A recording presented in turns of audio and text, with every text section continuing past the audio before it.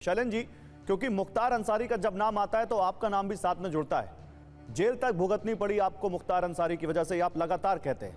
आज मुख्तार अंसारी की मौत हो गई, तो क्या आप भी मानते हैं कि भगवान का न्याय है?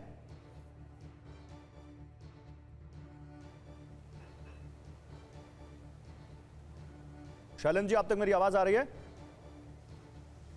शैलेंद्र जी तक मेरी आवाज नहीं आ रही, पीछा उनको जोड़िए। पीयूष, लेकिन विपक्ष इसको परिवार इसको सुनियोजित हत्या कह रहा है, विपक्ष इस पर सवाल उठा रहा है, आपका कुछ कहना है इस पर?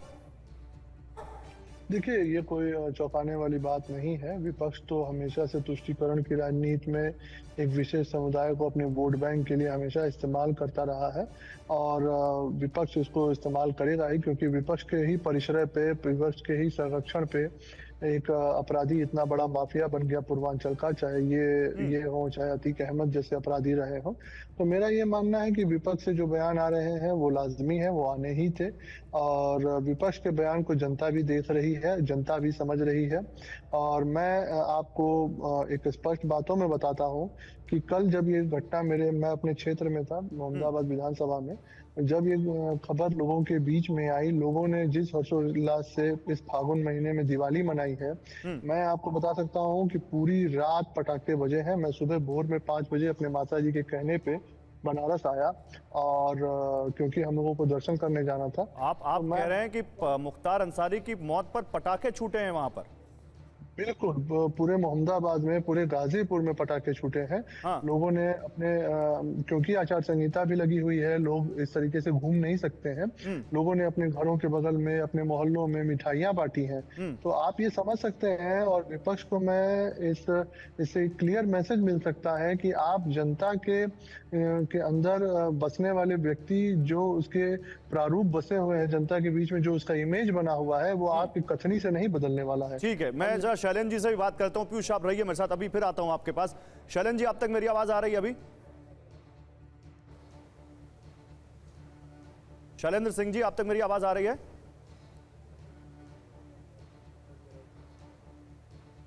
शैलेंद्र सिंह जी, आप तक मेरी आवाज आ रही है? लगता है शैलेंद्र सिंह जी तक मेरी आवाज नहीं जा रही। पीयूष, आप मेरे साथ रहिए, मुझे मालूम है कि आपको थोड़ा कहीं जाना है, लेकिन प्लीज मैं आपसे रिक्वेस्ट करूंगा, थोड़ा आप मेरे साथ रहिए। मैं अब धर्मेंद्र जी आपसे सवाल करूंगा। धर्मेंद्र जी, पीयूष राय को सुना आपने, वो कह रहे हैं मोहम्मदाबाद गाजीपुर में पटाखे जले हैं जब मौत की खबर आई मुख्तार अंसारी की, और अखिलेश यादव कह रहे हैं कि जो हुकूमत जिंदगी की हिफाजत ना कर पाए उसे सत्ता में रहने का हक नहीं। एक माफिया डॉन की मौत पर समाजवादी पार्टी उसके साथ खड़ी क्यों दिखती है? रहे हैं कि स्टेट की जिम्मेदारी है कि हर नागरिक के जान की सुरक्षा करे। अगर ये सुरक्षा करने में असफल हो जाती है, इसका मतलब ये सरकार असफल हो गई है और शून्यकाल से गुजर रही है, ये माननीय राष्ट्रीय अध्यक्ष जी ने कहा है। दूसरी बात, कानून से बड़ा कोई नहीं होता इस देश में, कानून से बड़ा उत्तर प्रदेश की योगी सरकार भी नहीं है। हमारा सवाल बार बार इस बात पर है कि जो जुडिशियल ट्रायल है, जो जुडिशरी का प्रोसेस है, उससे बार बार भारतीय जनता पार्टी की सरकार मुंह क्यों मोड़ लेती है। विकास दुबे वाले मामले में भी हमने बार बार कहा था कि जुडिशियल ट्रायल से बचाने के लिए विकास दुबे की गाड़ी पलटाई गई थी, ताकि उसमें भारतीय जनता पार्टी के नेताओं की जो संलिप्तता थी उससे पर्दा ना हट जाए और भारतीय जनता पार्टी का असली जो चेहरा है, घटिया चेहरा है जो राजनीति का, वो सामने ना आ जाए। तो हम तो इसमें प्रोसेस पे सवाल उठा रहे हैं। दूसरी बात, तो अब तो धर्मेंद्र जी, अब तो न्यायिक जांच के आदेश दे दिए गए हैं। धर्मेंद्र जी, अब तो न्यायिक जांच के आदेश दे दिए गए, अब भी आप लोगों को उस पर भरोसा नहीं है? अब दूसरी बात सुन लीजिए, मेरी बात आने दीजिए, ठीक है। दूसरी बात, उनके और उनके परिवार की शिकायत करके उन्होंने बताया हमें स्लो पॉइजन दिया जा रहा है, तो क्यों बाधा जेल के जेल अधीक्षक और 2 डिप्टी जेल अधीक्षक को क्यों हटा दिया गया था? अगर उनके शिकायत में कोई दम नहीं था तो ये इस कार्रवाई को योगी सरकार ने किया, इसका मतलब योगी सरकार ने माना कि ये गलती हो रही है। अगर गलती नहीं होती तो वो सस्पेंड नहीं करती। तो योगी सरकार खुद मान रही है कि जेल प्रशासन की तरफ से गलती हुई है। अब जेल प्रशासन गलती करके किसी को जहर देना शुरू कर दे, ये तो कहीं का न्याय नहीं है, ये तो कहीं का न्याय नहीं है। तो योगी सरकार है तो मान ले कि हमने जो निर्णय पहले लिया था वो गलत था। दूसरी बात, जो एसआईटी की जांच की बात कर रहे हैं आप, परिवार अगर मांग कर रहा है कि एसआईटी की जांच हो और पूर्व रिटायर्ड कोई जस्टिस हो। Okay Dharmendra ji, okay Dharmendra ji, Dharmendra ji, okay. Shailendra ji हमारे साथ जुड़ चुके हैं। शैलेंद्र जी, आप तक मेरी आवाज आ रही है? अब शैलेंद्र सिंह जी, आप तक मेरी आवाज आ रही है? शैलेंद्र सिंह जी हमारे साथ पीयूष राय हैं। देखिए, राजनीति जो हो रही है उस पर अलग है, लेकिन आप क्योंकि भुक्तभोगी हैं, क्या आप भी मानते हैं कि मुख्तार अंसारी की मौत भगवान का न्याय है? देखिए, मैंने कल जब मुझे ये सूचना मिली तभी मेरे मन में पहला यही सवाल आया कि जो व्यक्ति जैसा करता है वैसा फल उसके सामने आता है। ये कहावत ऐसे नहीं है, ये प्रकृति का न्याय भी है। बहुत से लोगों की हत्याएं इन लोगों ने की, बहुत से लोगों को अपहरण किया, किडनैपिंग करके उसके बाद पैसा लिया, ज़मीन जायदाद कब्जा कर लिया। तो इन लोगों ने जो किया था, जो भय का साम्राज्य बाहर लोगों में बनाया था, वो धीरे धीरे टूटने लगा और टूटना इस कदर हुआ, टूटने लगा कि खुद ये भय के साए में आ गए। और जो बार बार ये न्यायालय से गुहार कर रहे थे मुझे स्लो पॉइजन दिया जाए, मुझे ये सब दिया जाए, वो एक इनकी कवायद थी कि हम किसी तरह से भी न्यायालय में ये प्रोजेक्ट कर सकें कि हमारे साथ अन्याय हो रहा है और हमें उत्तर प्रदेश की जेल से बाहर कहीं ट्रांसफर कर दिया जाए। ये उसके लिए कवायद थी इनकी।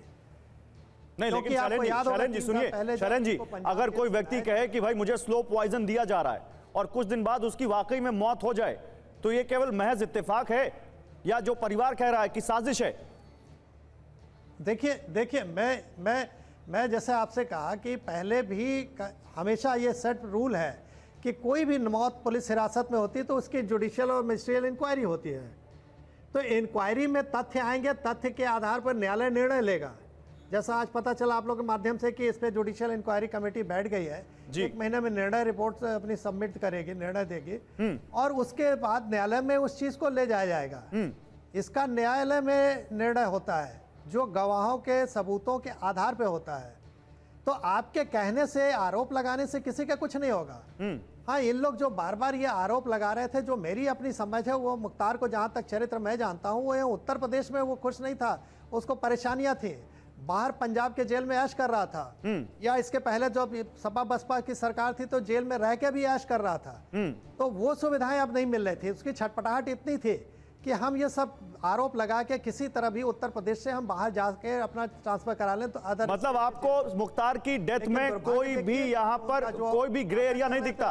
आप ये कह रहे हैं मुख्तार अंसारी की डेथ में आपको कोई यहाँ पर बिल्कुल कोई ग्रे एरिया नहीं दिखता?